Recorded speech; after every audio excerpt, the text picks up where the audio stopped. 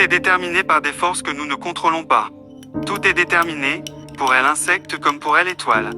Êtres humains, légumes ou poussière des étoiles, nous dansons tous au rythme d'un air mystérieux joué au loin par un joueur de flûte invisible.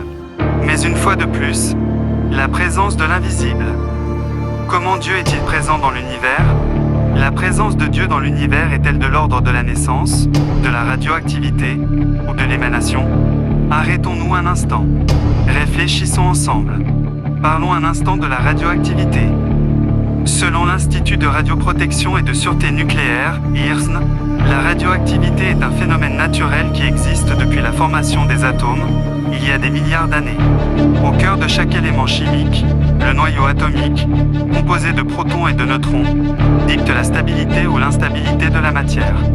Certains noyaux sont stables et demeurent inchangés, tandis que d'autres, instables, se transforment spontanément, libérant une énergie invisible mais puissante, les rayonnements ionisants. Ces transformations se mesurent en becquerel, BQ, et l'énergie transmise à la matière en gray, J. Si cette énergie traverse un corps humain, elle peut altérer les tissus, provoquant des effets biologiques mesurés en sievert, SV. Nous vivons en permanence entourés de cette radioactivité, qu'elle soit naturelle, présente dans l'air que nous respirons et les aliments que nous consommons, ou artificielle, issue des avancées et des erreurs de l'humanité.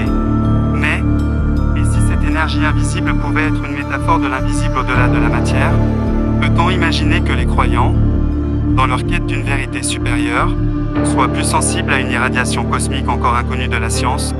Est-ce que ce que nous appelons Dieu pourrait être comparable à une force infinie, subtile, imprévisible, semblable à cette radioactivité omniprésente mais insaisissable? L'étymologie hébraïque du mot El, l'un des noms divins, ouvre une piste fascinante.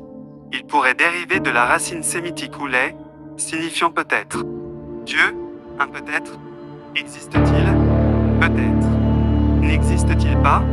Peut-être.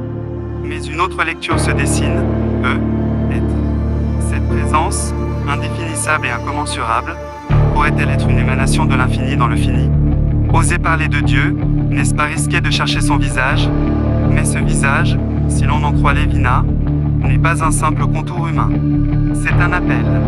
C'est le frisson qui a traversé les prophètes, les poussant à répondre, et nenni me voici. Cette présence, infiniment proche mais toujours hors d'atteinte, ne serait-elle pas, comme la radioactivité, une énergie qui traverse tout, sans jamais se laisser enfermer dans nos catégories humaines? Alors, où est peut-être Dieu n'est pas, mais peut-être il est.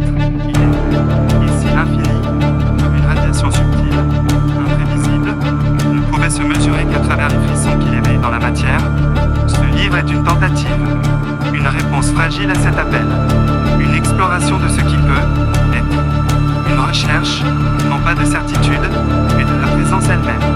Et Nenni, me voici. Mazar Abiren. Zabili.